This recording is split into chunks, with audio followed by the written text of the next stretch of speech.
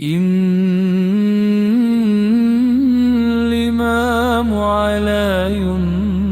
عليه السلام وقدر الأرزاق فكثرها وقللها وقسمها على الضيق والسعة فعدل فيها ليبتلي من أراد بميسورها ومعسورها وليختبر بذلك الشكر والصبر من غنيها وفقيرها. الإمام العسكري لا يشغلك رزق مضمون عن عمل مفروض، إليه السلام لا يملك إمساك الأرزاق وإدرارها إلا الرزاق. الإمام علي وقدر الأرزاق فكثرها وقللها وقسمها على الضيق والسعة فعدل فيها ليبتلي من أراد بميسورها ومعسورها وليختبر بذلك الشكر والصبر من غنيها وفقيرها. رسول الله صلى الله عليه وآله لا تتشاغل عما فرض عليك بما قد ضمن لك، فإنه ليس بفائتك ما قد قسم لك، ولست بلاحق ما قد زوي عنك. الإمام عليه اطلب الرزق فإنه مضمون لطالبه.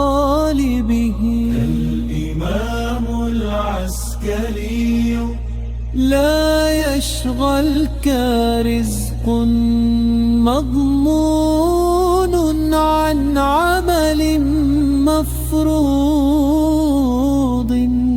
رسول الله صلى الله عليه وآله إن الرزق لا يجره حرص حريص ولا يصرفه كراهية كاره. الإمام علي اعلموا أن عبدا ومن ضعفت حيلته ووهنت مكيدته أنه لن ينقص مما قدر الله له.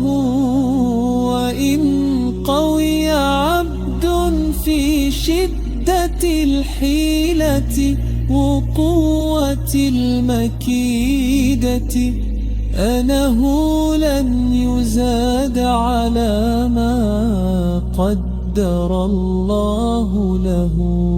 الإمام الصادق إن الله تعالى وسع أرزاق الحق ليعتبر العقلاء ويعلموا أن الدنيا ليس ينال ما فيها بعمل ولا حيلة.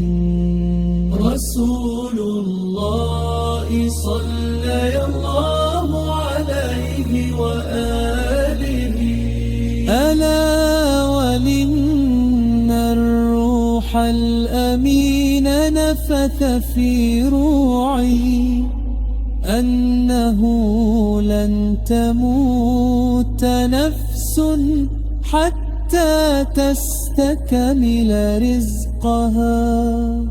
فاتقوا الله وأجملوا في الطلب ولا يحمل أحدكم استبوء شيء من الرزق أن يطلبه بغير حله، فإنه لا يدرك ما عند الله إلا بطاعته.